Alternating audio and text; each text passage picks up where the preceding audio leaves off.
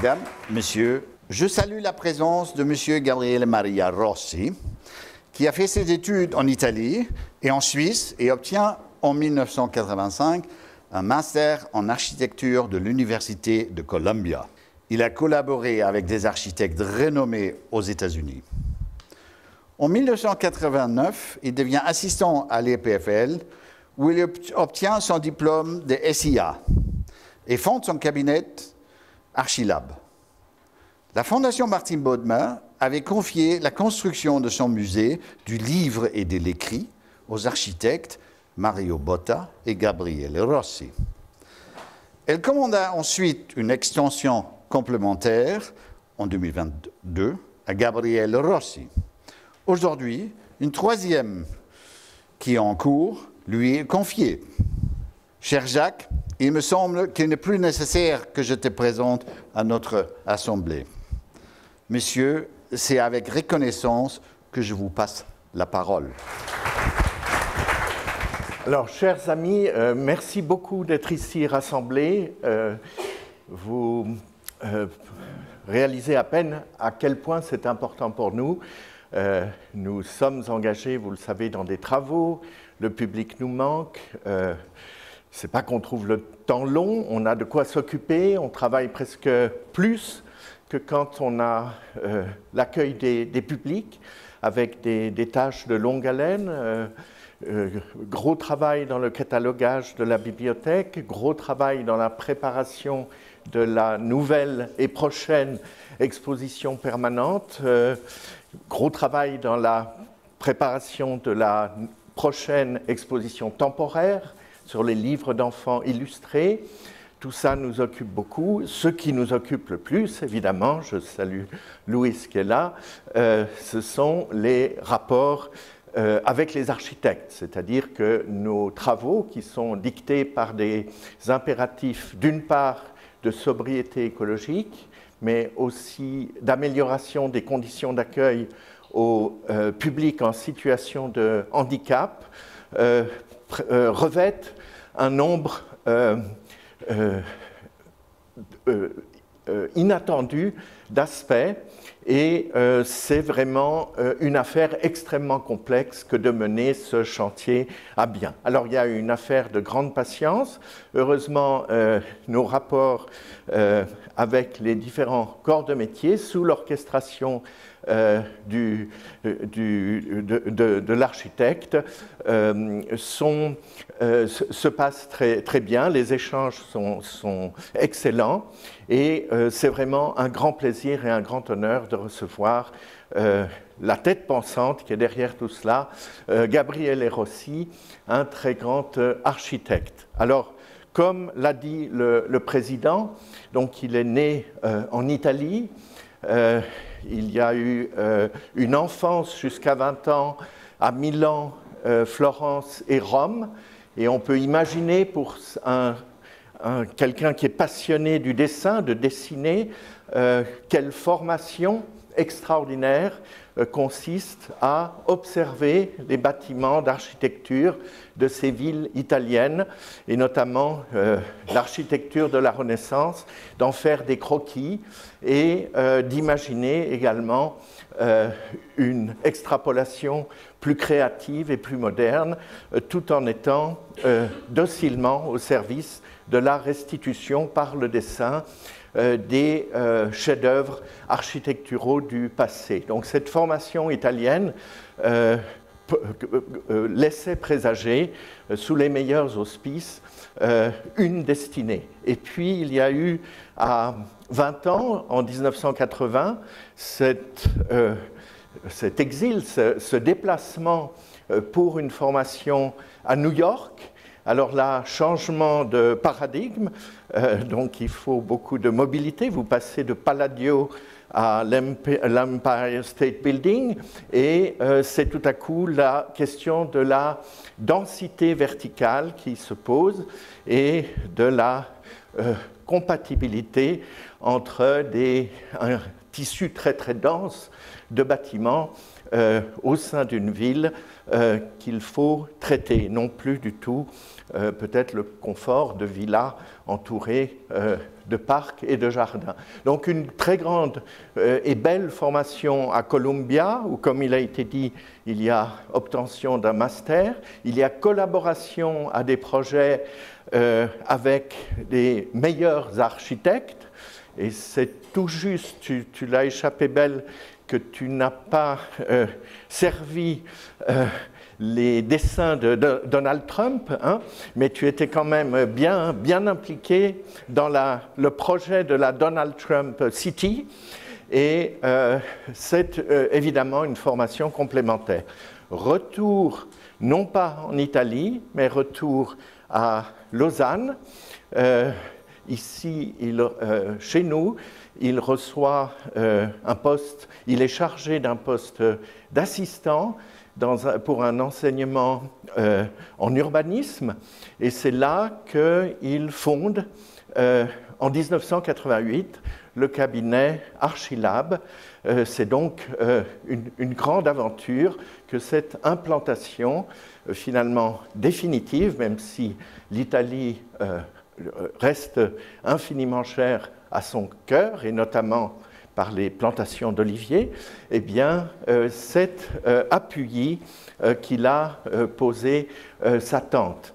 Et donc, il y a depuis lors 500 réalisations, plus de 500 réalisations de Archilab, plus de 30 ans d'entreprise et d'aventure. Il y a en ce moment même une soixantaine de chantiers qui sont en cours de réalisation. Donc une réussite exceptionnelle, un très très beau succès. Je vais me borner à en mentionner quelques-uns, quelques-uns que je ne vais pas commenter. Pour certains, ce sera immédiatement visible. La clinique La Prairie à Doha, le bâtiment administratif à Épagny-Gruyère.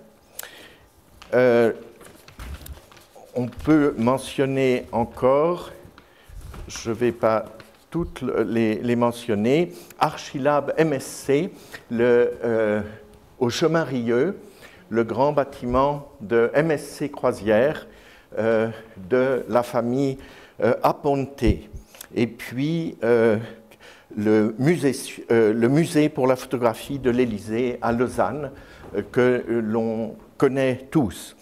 Je voudrais peut-être souligner en particulier une réussite exceptionnelle qui est le Swiss International School à Dubaï.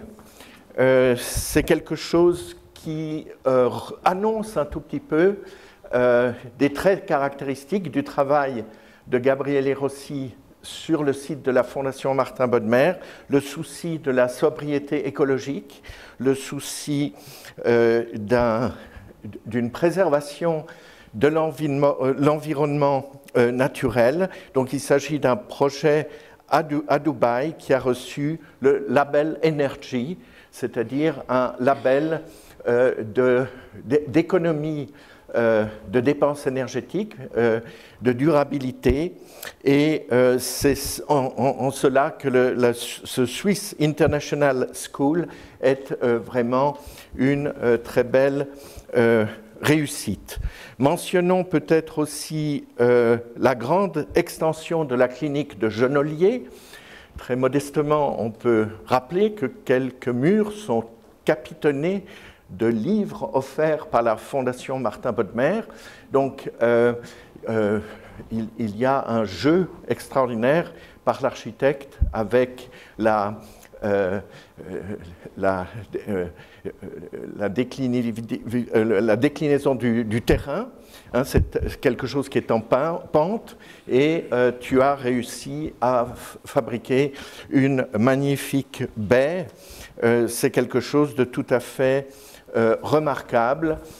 cette extension a été faite peu après notre extension, et je me souviens encore de visites que tu faisais avec les commanditaires de Genolier pour leur montrer un tout petit peu ce qui avait été le galop d'essai pour ça, c'est-à-dire l'extension à la Fondation Martin Bodmer. C'est un geste architectural fort. Ça fait contraste avec la vieille clinique de Genolier, mais Gabriele Rossi a montré comment il savait s'adapter à l'interlocuteur et s'adapter aux spécificités du commanditaire. Encore une fois, c'est le jeu avec le relief. Je vais souvent à Benien, je passe devant, et c'est exceptionnel que de voir cette immense baie et d'imaginer tout ce qu'il y a de blocs en hypogée qui sont plus souterrains. Je terminerai par mentionner la marina de Lutry, parce que c'est un modèle, au fond, résumant l'harmonie dans le travail de Gabriele Rossi. C'est un modèle de fluidité, de conformité bien pensée entre les séquences de ce qui est à l'intérieur et de ce qui est à l'extérieur. Ça, c'est un grand art de virtuose que de jouer avec l'espace à l'extérieur et l'espace à l'intérieur. Je ne sais pas si tu as étudié les maisons japonaises, pas spécialement, mais il y a des choses dans la maison de Lutry qui m'y ont fait penser. Alors, la pierre, le béton, le métal sont tes matériaux préférés, laissés aussi bruts que possible, aussi peu peints ou décorés ou enduits que possible.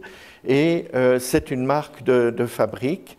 Tu as vraiment une signature forte, une personnalité cohérente et on peut dire un langage architectural qui t'est propre.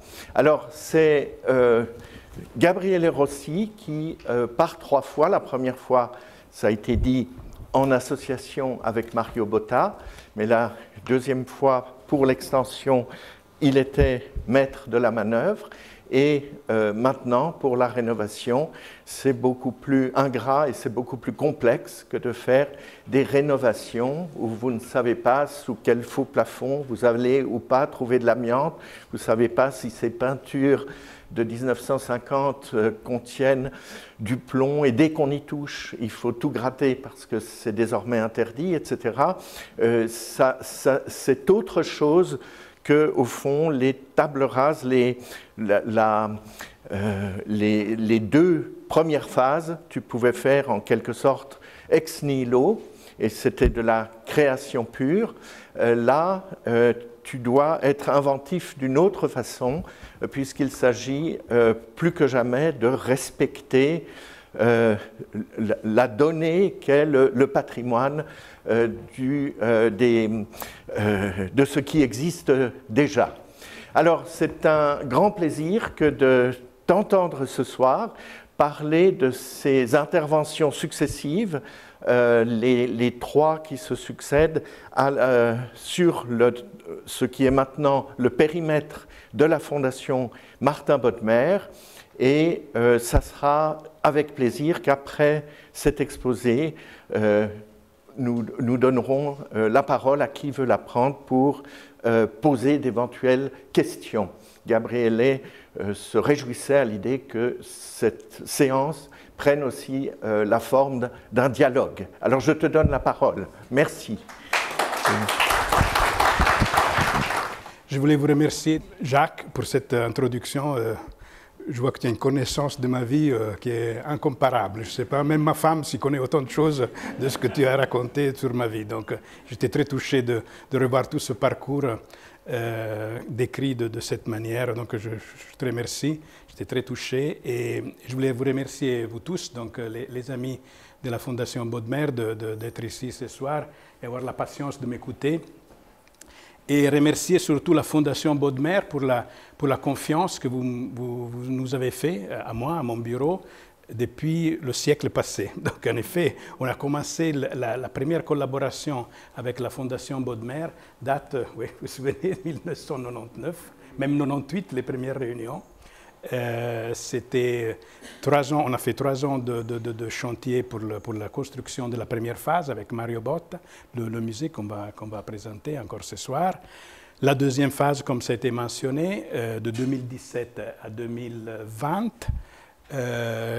Et la troisième phase dans laquelle on est maintenant en train d'exécuter, 2023-2026. Donc, on va terminer cette année, ne vous inquiétez pas, mais officiellement, c'est 26 la date. Donc, un grand merci pour la confiance que vous nous avez fait, la qualité du travail, la qualité de la relation qu'on a eue tout au long de ces années avec les représentants de la Fondation, les administrateurs, toutes les personnes qui ont participé à toutes les réunions, je ne sais pas combien, des dizaines et dizaines et dizaines d'heures qu'on a passé ensemble pour mettre au point tout ce qu'on a pu réaliser et qu'on est en train de réaliser. Quand Jacques m'a appelé, c'était début août ou fin juillet, tu m'as proposé de venir ici faire une présentation sur les travaux qui sont en cours pour vous expliquer qu'est-ce qu'on est en train de faire, parce que j'imagine on est tous un peu tristes de ne pas pouvoir accéder, mais on est en train de faire une phase de travaux très, très importants.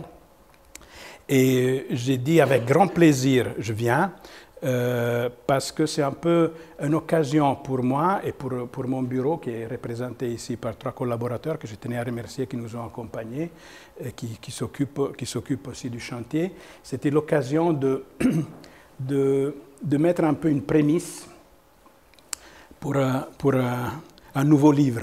Je ne sais pas, on en a un peu parlé, mais je tiens à l'annoncer. Dans mon travail, dans notre travail d'architecte, je suis souvent confronté au besoin d'intervenir sur quelque chose qui existe. Hein. Bien sûr, on a des projets sur lesquels, comme tu as dit, tabula rasa, on commence à zéro et on fait un projet, mais très souvent, on est confronté à une réalité préexistante. Et je compare notre travail dans ce type d'attitude au travail du palimpseste. Je dis le palimpseste, c'est un parchemin, c'est un papyrus dans lequel on enlève une première couche et on intervient avec une deuxième couche. Et je vois notre travail très souvent proche du palimpseste. Et on a déjà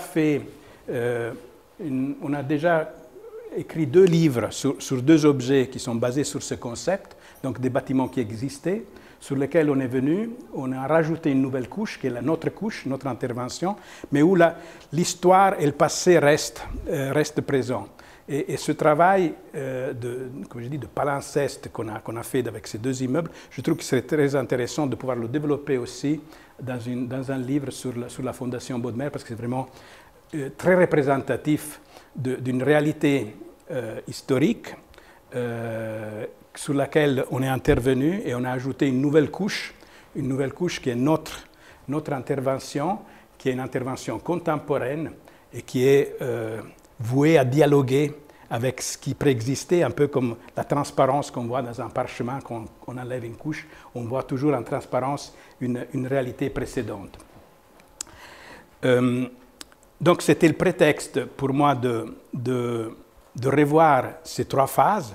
Et d'ailleurs, je me suis permis la liberté de refaire un petit historique de ces 2 premières phases pour ensuite vous présenter la 3e, parce qu'elle a un sens, cette 3e phase qu'on va présenter aujourd'hui, grâce ou à cause de ce qu'on a fait avant. Et la présentation d'aujourd'hui, elle a beaucoup de sens, parce qu'elle arrive aussi en concomitance un peu avec l'édition que Jacques vient de parler, de ce livre qui s'appelle « Dialogue avec l'espace et le temps ». Et je pense que dans la Fondation Baudemer, ce titre, il est très approprié, même je dirais ça pourrait être le titre de cette conférence, Dialogue avec l'espace et le temps, parce que c'est exactement ce qu'on a fait au fil de ces presque 30 années de travail à la Fondation. Je voulais, avant de vous présenter le projet de la Fondation Baudemer, je voulais quand même me présenter moi-même, mais je n'avais pas pensé que Jacques allait faire une introduction aussi vaste. donc c'est un peu redondant ma présentation, mais ce qui me fait plaisir, c'est qu'on ne s'est pas parlé. Et sur les 400 projets qu'on a fait, quelques-uns ils sont représentés ici dans le livre, on a choisi un peu les mêmes, les mêmes sujets. Donc vous allez voir les images des projets que Jacques a mentionnés tout à l'heure. Voilà, donc on peut commencer. Le premier bâtiment, j'y tiens beaucoup à le présenter celui-ci parce que, en plus, ça ne va pas vous dépayser trop parce que malgré que vous avez en face de vous un architecte italien qui travaille à Puy, ben c'est un projet sur Genève. C'est un projet qui est très intéressant et très symbolique un peu du travail qu'on fait nous parce que je trouve que quand je dis on doit avoir un dialogue avec l'espace, je prétends qu'on a un travail de respect de ce qui existe et une réponse au contexte. Et dans ce bâtiment, c'est un bâtiment qui est en tête d'îlot, vous connaissez sûrement chemin de Rieux 12 et 14. Et ce bâtiment, il a 3 façades, et ces 3 façades ont une réalité architecturale complètement différente, qui est la réponse du contexte. On a une première façade qui donne sur la rue, qui a une double peau en verre, qui a une fonction thermique et phonique. Et si on passe après les autres images, cette peau, c'est une double peau qui est tenue avec une structure très légère, complètement indépendante du bâtiment, qui a une fonction, comme je dis, thermique et phonique, mais aussi un petit clin d'œil aussi à l'activité du propriétaire qui est MSC, une société donc, qui travaille dans la marine. Donc je trouvais que ce voile, elle avait quand même une référence un peu avec leur activité. Et les 2 autres façades, une qui donne sur le parc, donc c'est une façade complètement lisse, avec des joints négatifs qui marquent le calpinage des étages, et une façade qui donne sur la petite placette, où il y a encore une 3e expression architecturale, où les joints négatifs de la façade qui donne sur le parc deviennent des joints positifs qui marquent un peu cette présence sur la placette. Donc en effet, un bâtiment qui est très homogène, mais en même temps avec 3 expressions architecturales très différentes. Donc c'était aussi une complication pour nous au bureau d'architecture, parce qu'au lieu de projeter une seule façade, on a dû projeter 3 et développer les détails pour la construction de ces 3 façades. Mais le résultat a une certaine homogénéité, en même temps il répond bien à la réalité contextuelle dans laquelle il a été construit. On passe encore à un autre projet, rapidement. Genolier, que tu as mentionné tout à l'heure. C'est vrai que ce bâtiment qu'on a terminé l'année passée, c'est l'adjonction qu'on a fait donc la clinique de Genolier existante, elle est là. Et puis on a rajouté cette partie qui est devenue en effet la base de la clinique qui préexistait. C'est 25 000 m² de laboratoire de recherche pour l'activité médicale en relation avec la clinique, avec une salle de conférence pour 300 personnes qui est dans cet élément complètement autonome qui est posé sur cette toiture et qui est orienté sur le Mont Blanc. Donc malheureusement la photo, le jour qu'on a pris, il y avait un peu de brouillard, mais il est vraiment orienté pile poil sur le Mont Blanc. Et à l'intérieur de ce dispositif, de ce bâtiment, 25 000 m² de laboratoire, des espaces de recherche, on a une entrée monumentale qui est entourée par une bibliothèque. C'est là où on a quelques livres déjà, et je remercie encore la Fondation Baudemer de nous avoir donné ces livres qui habillent l'entrée. On peut voir dans l'image d'après, donc c'est cet escalier monumental qui se trouve à l'entrée, qui est entouré par cette librairie.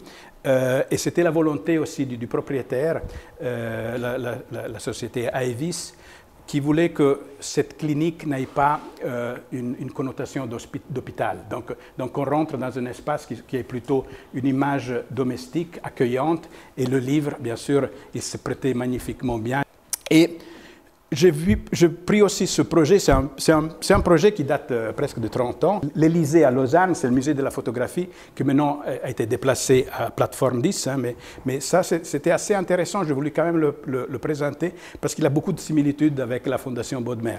Un bâtiment préexistant, historique, bon, du XVIIIe siècle ici, ce n'est pas des années 50, c'est ce qu'on a aujourd'hui, même si voilà, on verra un peu l'historique qu'on a sur la Fondation Bodmer, mais c'était très intéressant parce qu'il y a eu un travail de restauration du bâti existant et à l'intérieur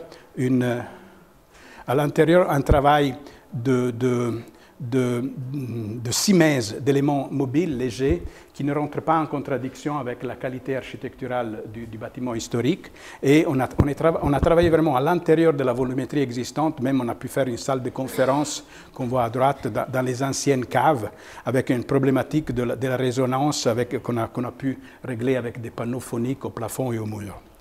Le port de Lutry aussi, c'est une belle référence pour nous, parce que, comme Jacques a dit, c'est un projet un peu atypique, parce que je le compare un peu comme un travail de land art. C'est un mandat qu'on a obtenu suite à un concours, et on a gagné ce projet parce qu'on a eu une attitude très différente par rapport à la plupart des autres, surtout des ingénieurs qui ont participé à cet appel d'offres, qui faisaient des parkings à bateau, des parkings à bateau. Moi, j'ai dit non, le port peut devenir autre chose, et je l'ai considéré comme un élément presque une sculpture dans le paysage.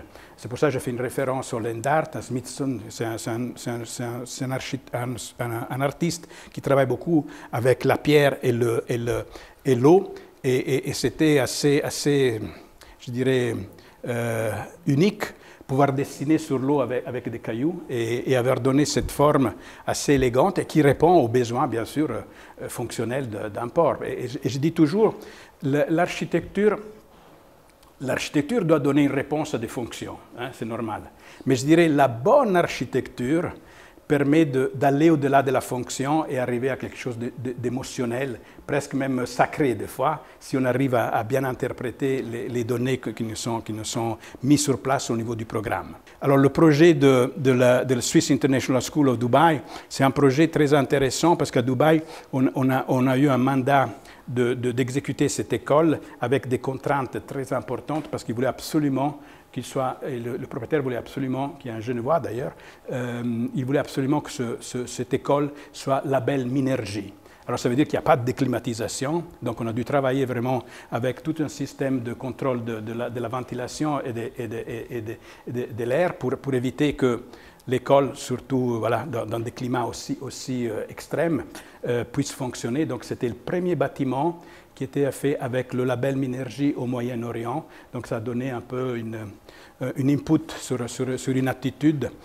Donc de là aussi la nécessité de travailler avec des fenêtres assez minimalistes, hein, parce qu'on ne pouvait pas bien sûr faire des grandes ouvertures, une volumétrie très compacte, et voilà, 2500 étudiants, et c'est une école qui fonctionne magnifiquement bien. On peut passer sur l'image après. Et je vais rester toujours sur Genève pour vous montrer un projet qui est en cours maintenant. C'est à Chêne-Bougerie, toujours pour le même client qu'on a vu dans la première image, c'est-à-dire la famille Aponte, qui nous a mandaté pour leur nouveau centre sportif, le Country Club, l'ancien Crédit Suisse, que grâce aux frères de Jacques a été acheté, n'est-ce pas, par la famille Aponte, et qu'aujourd'hui on a démoli ce qui existait, on est en train de créer le nouveau centre qui sera le centre qui est adressé aux collaborateurs de la société, où il y aura un restaurant, tu peux passer, un restaurant, une salle de conférence pour 50 personnes qui est dans le sous-sol aussi. Et ici, un autre projet qu'on est en train de terminer toujours dans la région, c'est à Prégny. C'est la galerie de l'automobile. C'est pour un client du Qatar. En effet, on a fait pour le même client la clinique de la Prairie au Qatar, à Doha. Et aujourd'hui, il nous a mandaté pour la construction d'un musée pour la voiture. C'est la galerie de l'automobile qui sera terminée le mois prochain. Donc le mois de novembre, on aura terminé ce chantier. C'est un projet assez intéressant et assez atypique parce que voilà, c'est une collection privée. À l'intérieur, on a l'exposition d'une très belle collection de voitures. Et là, on a travaillé tout sur une métaphore de l'espace où la voiture se déplace. Donc, il y aura des rampes, des passerelles, des ponts, des routes à l'intérieur de ce bâtiment, que lui-même aussi, il a une forte référence sur le design de la voiture avec des formes assez aérodynamiques et qui jouent tout sur l'assemblage des formes et des courbes. On peut passer. Je termine avec deux petits projets, mais assez importants pour nous, parce qu'il n'y a pas, je dirais, il n'y a pas de petits projets, de gros projets, mais je dirais que c'est des projets, chaque fois c'est stimulant d'avoir des petits projets de qualité. Donc quand le client nous demande quelque chose d'un peu spécial, ça, on est à Chêne-Bougerie, où le client a acheté une très belle parcelle avec une arborisation très importante.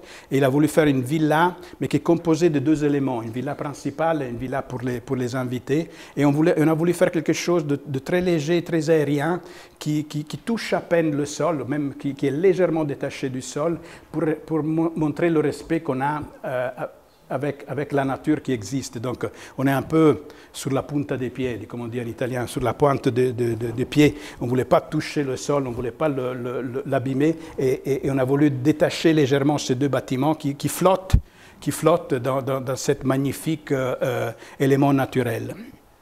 On passe encore. Et ici, je termine avec une villa qu'on a construite en 2009, donc ça fait quelques années maintenant, mais qui est aussi intéressant parce que là, typiquement, le travail du palimpseste que j'ai dit tout à l'heure est très présent, parce qu'il préexistait une villa construite par un confrère qui avait fait un projet de grande qualité, l'architecte Felbert, qui était un élève de Tchoumi, qui avait fait un projet en structure métallique, un pavillon en métal, avec une trame de 3,60 m, donc un projet assez difficile à vivre. C'est lui-même qui habitait dans cette maison. Et j'ai eu beaucoup de difficultés à le démolir parce qu'en effet, il ne correspondait absolument pas aux besoins de mon client. Mais j'ai voulu le respecter parce que dans la nouvelle construction qu'on a fait, qui est celle-ci, tu peux passer aussi des images qui suivent, on a respecté la structure et la morphologie de la structure porteuse, qui était en métal, et on l'a transformé en béton armé, mais on a respecté exactement la trame qu'il avait mis lui en place. Donc avec ce projet, on a voulu rendre hommage au travail de ses confrères qui avaient fait un travail de grande qualité, mais on a voulu amener notre patte, notre couche, qui est voilà, cet objet, et qui a fait l'objet justement de ce deuxième livre qui est, comme je vous ai mentionné tout à l'heure, le deuxième livre sur le travail de palimpseste. On a ici deux copies, donc l'idée c'est de faire une troisième copie, une troisième édition. Et j'arrive enfin. Vous me dites encore combien de temps j'ai? 10 minutes, une quart d'heure? Un quart d'heure? Je vais passer vite. Alors, les trois phases, comme je vous ai annoncé, c'était vous montrer rapidement les deux premières, parce que vous les connaissez, mais quand même, je trouvais important de les représenter. 1999-2003, 2017-2020, 2023-2026. Mais j'ai voulu profiter de cette présentation pour faire un peu une historique de la propriété, donc on peut passer à l'image d'après. Et je dois vous avouer que pour cette présentation, j'avais pas mal de matériel.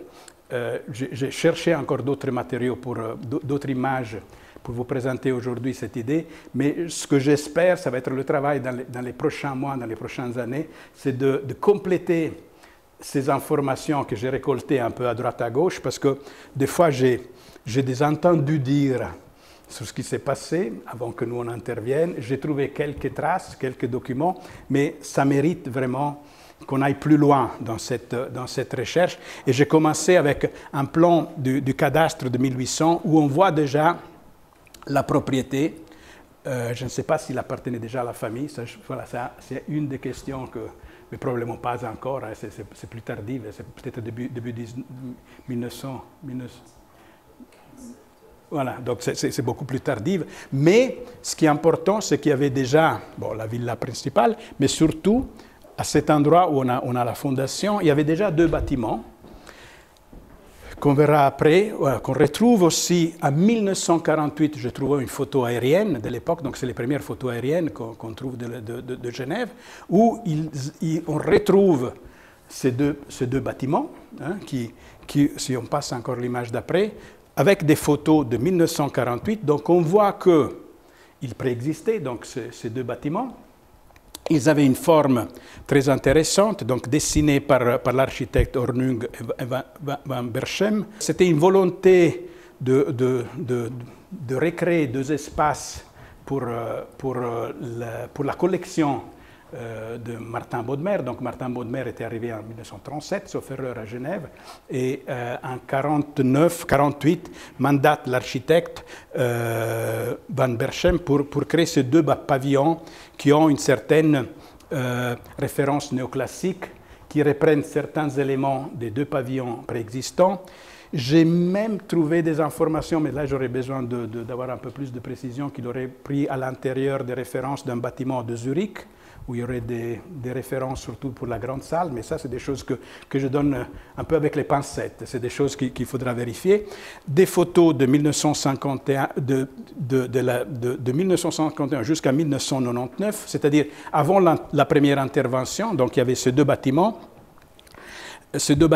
et on voit aussi la présence ici de la galerie qui reliait les deux bâtiments. Je ne sais pas si vous avez eu l'occasion de le visiter, mais je me souviens qu'à l'époque, voilà, c'était cette galerie qui était vraiment la partie la plus importante de l'exposition, de la collection, où il y avait vraiment une grande place pour l'exposition des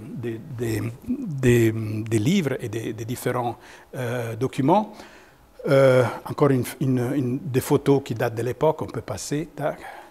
Et voilà, en 1999, jusqu'à 2003, l'intervention qu'on a fait avec Mario Botta, c'est-à-dire la création d'un nouveau parvis qui nous donne accès à une cour à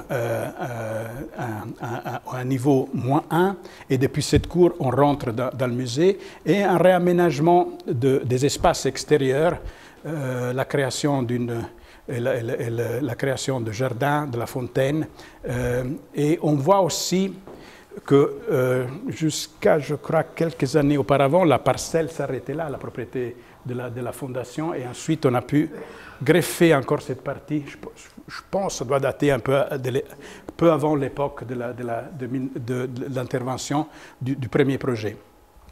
Donc là, on résume un peu l'attitude qui a été retenue pour la première phase.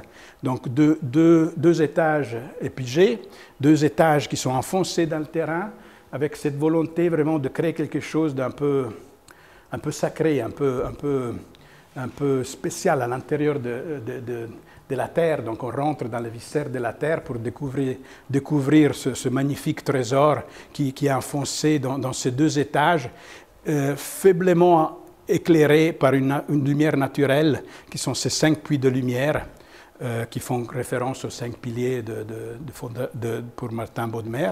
On arrive dans le sous-sol, où on a la salle, l'espace d'accueil, le premier étage, les locaux annexes, et on descend par cet escalier, on descend au niveau -2. Tu peux passer.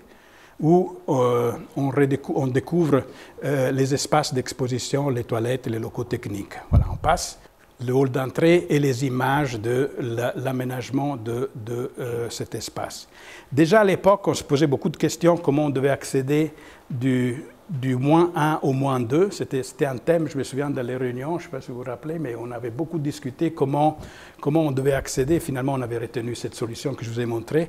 Et on verra qu'aujourd'hui, dans la 3e phase, on revient à une solution qu'on avait déjà envisagée à l'époque, et que ici, dans la 2e phase, l'intervention principale pour nous, c'était répondre à un besoin qui était celle de la Fondation, d'avoir des espaces qui ne devaient pas seulement être d'exposition, mais c'était des espaces de travail, des espaces de production, des espaces de réunion, donc une salle de conférence, une salle de lecture, une salle pour la reproduction des ouvrages, et aussi au sous-sol des archives supplémentaires, parce qu'entre-temps, voilà, la collection est devenue de plus en plus importante, donc on a dû créer des archives dans le sous-sol. Comme on voit ici, on a presque 3 kilomètres d'archives dans des systèmes de compactus qui se trouvent dans le sous-sol. Et à l'étage supérieur, comme on a vu tout à l'heure, donc les salles de conférence, la tisanerie, la salle de reproduction.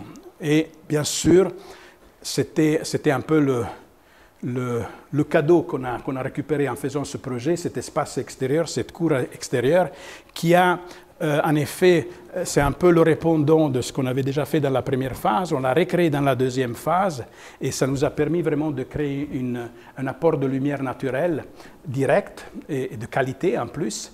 Et cet espace, qui n'était pas vraiment prévu au départ, c'est devenu vraiment un élément très important de la composition. Et aujourd'hui, je sais qu'il est utilisé pour plein d'autres fonctions de représentation théâtrale, de la musique, et ça fonctionne magnifiquement bien avec cette espèce d'amphithéâtre naturel qui a été récupéré dans la pente du terrain. On peut passer. Et on arrive enfin à l'objet de la présentation d'aujourd'hui. Donc, enfin, vous diriez, qu'est-ce qu'on est en train de faire et où on intervient. Donc, principalement, il y a une évolution dans les besoins de la Fondation Bodmer, un besoin, je dirais, un besoin d'une part au niveau du musée de remettre en place certaines choses qui ont été faites dans la première phase, corriger certaines, je dirais pas erreurs, mais certaines conceptions qui voilà, dataient un peu, il fallait les remettre un peu au goût du jour, et en même temps, donc ce que je viens de dire, c'est plutôt pour la partie muséale. Et puis pour la partie bâtiment existant, une remise en état selon les normes énergétiques d'aujourd'hui, donc une meilleure isolation, une meilleure production de la chaleur, une réfection totale de la toiture et la création de nouveaux espaces. Parce qu'avec le temps, bien sûr, l'activité de la Fondation était telle qu'il nous manquait des espaces de travail et on a pu les récupérer au premier étage de la grande maison. Mais les interventions sont dans tout le bâtiment. La grande maison, à l'entrée, là, on avait une très belle mosaïque au sol qu'on a dû déplacer pour différentes raisons. Déjà, au niveau de la durabilité, on voyait que c'était délicat de la laisser au sol. Donc, on a fait un travail très, très complexe avec des restaurateurs de mosaïques du musée d'Avanches qui nous ont aidés à développer la méthode pour extraire cette mosaïque, pour la reposer au niveau -2 du musée, et une intervention assez importante à l'intérieur de la grande salle pour remettre en état, restaurer toutes les menuiseries, donc tous les petits meubles, les meubles périphériques dans la grande salle, une réfection du sol, le plafond qui deviendra un plafond refroidissant, donc une remise au goût du jour de cet espace qui sera un espace assez utile dans le futur pour la Fondation, parce qu'on pourra avoir environ 50-60 personnes, soit pour des réceptions, soit pour des conférences. Donc, on va restaurer toutes les fenêtres, donc isoler le bâtiment. Donc un travail assez conséquent qu'on est en train de faire au rez-de-chaussée. Au sous-sol, il y aura une nouvelle cuisine. C'est un complément, je pense, qui va être très apprécié par les utilisateurs, de dire on aura une cuisine avec un monte-plat qui permettra de faire des événements et inviter un peu plus de monde avec un service de qualité, avec un monte-plat qui nous permet de distribuer l'étage supérieur et tous les locaux techniques. Au premier étage, ça c'est le travail plus visible, le plus intéressant, je trouve, c'est qu'on est arrivé à récupérer dans ce premier étage où, à l'origine, il y avait juste de stockage de livres, il y avait des rangées de librairies, et on a créé un nouvel espace pour une dizaine de collaborateurs éventuellement, mais en tout cas quatre nouveaux bureaux, en tout cas 8 collaborateurs, et pour pouvoir éclairer d'une manière naturelle cet espace, on a fait un travail très fin sur la toiture. On est arrivé à entailler on le voit ici, on l'a vu dans les images 3D tout à l'heure. On a entaillé la toiture tout au long de la façade pour créer cet apport de lumière. Et on était le visiter encore tout à l'heure quand vous étiez en train de faire votre assemblée. C'est assez extraordinaire le résultat parce qu'on a l'impression qu'on a coupé la toiture et la toiture flotte. Elle tient sur rien, mais ça va être une fenêtre en continu. On la voit ici un peu dans ce dessin. Cette fenêtre en continu qui va amener une lumière naturelle dans l'espace de travail et en même temps, depuis l'extérieur, il se lie comme une corniche de la toiture. Donc, il a une intervention assez minimaliste dans le bâtiment existant, mais qui apportera vraiment une grande qualité spatiale à l'intérieur. Dans les combles, on va poser encore de nouvelles étagères, environ 140 mètres linéaires d'étagères. Et dans les surcombles, on vient de poser les monoblocs de ventilation pour la ventilation de toute cette grande maison.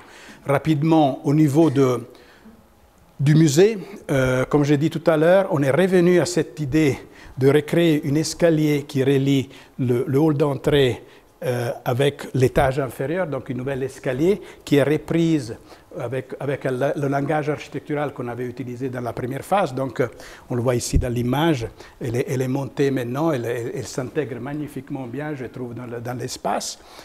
On a tout un travail de réfection des vitrines existantes parce qu'on a trouvé qu'avec le temps, il s'était un peu affaibli, le système de vitrage et des ouvertures était un peu faible, même si le travail était très très bien fait par un expert dans les vitrines.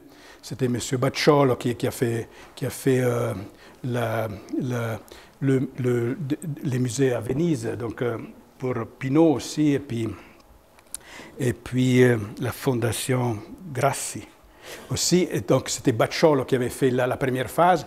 Maintenant, on s'est adressé à donc une nouvelle société à Milan, Gopion, voilà, merci, Gopion, qui nous a énormément aidés dans le développement de ces nouvelles vitrines qui correspondent beaucoup plus aux besoins d'aujourd'hui.